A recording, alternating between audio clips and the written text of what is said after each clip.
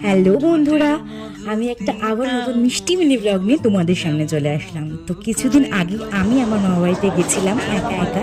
তো আমাদের বাড়ি থেকে মামা বাড়ির ডিস্টেন্স অনেকটা, শান্তিপুরে আমার মামা বাড়ি। তো দীর্ঘ 3-4 ঘন্টা জার্নি করার পরে আমি মামা বাড়িতে চলে গেছিলাম, কারণ আমি ট্রেনটা লেটে ছিল, আমার ট্রেনটা, তাই জন্য মামা বাড়িতে গিয়ে ফ্রেশ হয়ে নিলাম। তারপর একটু খাওয়া দাওয়া করলাম।